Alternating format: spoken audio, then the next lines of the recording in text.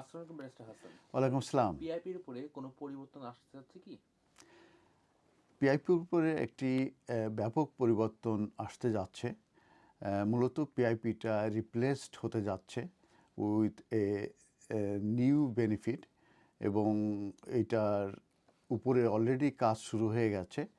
এবং এই যে প্ল্যান যেটা সেটা মূলত কমপ্লিটলি রিপ্লেস করবে পার্সোনাল ইন্ডিপেন্ডেন্ট পেমেন্টকে, এবং with a brand new benefit, একটা নতুন ব্র্যান্ড নিউ বেনিফিট মূলত ইন্ট্রোডিউস করা হবে, এবং সেটা design to make the system more fair and dignified. The commission on social security তারা অ্যানাউন্স করেছে যে তারা লঞ্চিং করতে যাচ্ছে একটি কনসালটেশন, এবং এটার উদ্দেশ্য হচ্ছে to introduce A additional cost disability payment, যেটা মূলত ইন প্লেস অফ পিআইপি, এবং এটা ওপেন হবে এই স্কিমটা মূলত সকলের জন্য, এবং with experience of the system through an online survey, মানে অনলাইনে একটা সার্ভে করা হবে, and a series of upcoming focus groups. তো আমরা জানি যে 3.6 মিলিয়ন পিপুল এই পিআইপি ক্লেম করে থাকে, এবং পিআইপি দেয়া হয় মূলত মেনলি হেলথ এবং ডিসেবিলিটি রিলেটেড বেনিফিট এটা, এবং এটা অ্যাক্সেস করা যাবে যারা ইউকেতে থাকে, এবং এটি মূলত ডিজাইন করা হয়েছে হেল্প করার জন্য with extra living cost for those who have long-term physical or mental illness, এবং that affect their ability to do everyday tasks to get around। তার মানে তাদের মেন্টাল এবং ফিজিক্যাল লং টার্ম তাদের ইলনেস আছে, এবং সেটার কারণে তাদের এটা অ্যাফেক্ট করে তাদের যে অ্যাবিলিটি আছে, যে এভরিডে যে টাস্ক আছে সেটার উপরে সেই অ্যাবিলিটিটা তাদের থাকে না, কিংবা সেটা কমে যায়। তো এই মুহূর্তে আমরা জানি যে পিআইপি মূলত পেড হয়ে থাকে বেসড অন টু পার্টস। তার একটা হচ্ছে ডেইলি অ্যান্ড মোবালিটি। তো এটা হায়ার এবং লোয়ার রেট মূলত দেওয়া হয়ে থাকে, এবং এটা ডিপেন্ড করে থাকে on severity of the illness.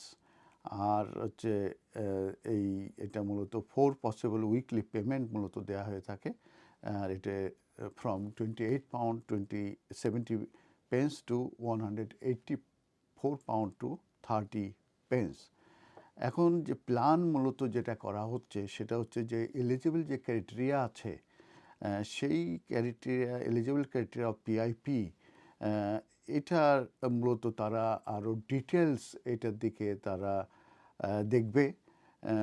সেটা এটাই মূলত পরিবর্তন, তার মানে এলিজিবল ক্রাইটেরিয়া যে অফ পিআইপি যেটা আছে এটির উপরে মূলত পরিবর্তনটা আসবে, এবং সেখানে বলা হয়েছে যে তারা আরও ডিটেলস এইটার দিকে লক্ষ্য করবে, এবং বলছে যে কোন ধরনের সাপোর্ট ক্লেমেন্টের প্রয়োজন সেটা তারা দেখবে।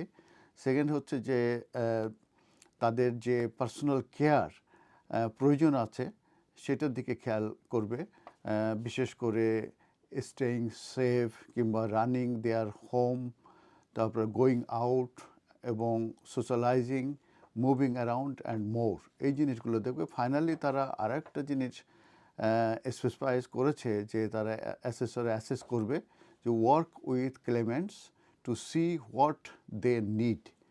আর এটা বলছে যে as oppose to looking for grounds to deny the benefit, এবং বলতে চাচ্ছে PIP should then also be granted for the rest of their life if necessary. মানে এটা এই মুহূর্তে 3 বছর 5 বছর করে দেওয়া হয়, সেটা মূলত সারা জীবনের জন্য দেওয়া হবে, এবং নট সাবজেক্ট টু রেগুলার, এবং সেটা রেগুলার অ্যাসেসমেন্ট হবে থাকবে না, মূলত এটা সারা জীবনের জন্যই মূলত দেওয়া হবে, এটাই চিন্তা ভাবনা করা হচ্ছে। আর এই যে যে যে অ্যাসেসমেন্টগুলোর ব্যাপারে আমি যেটা বলেছি, এলিজিবিলিটি ক্রাইটেরিয়া এবং assessment process and the structure, advocacy and support সার্ভিসও মূলত তাদের জন্য থাকবে। আর এটা এটা এক ধরনের বলা হয়েছে যে creation of a national independence living service, এই ধরনের একটা সিস্টেম মূলত হবে এবং এই গ্রিন পেপারগুলো মূলত রিলিজড হবে end of this year by the DWP এবং spring will be reveal Labour's plan to overall the health and disability benefit system এবং তাদের উদ্দেশ্য হচ্ছে 3 বিলিয়ন মূলত তারা কাট করতে চাচ্ছে in welfare savings pencilled in by the previous Conservative administration. ধন্যবাদ।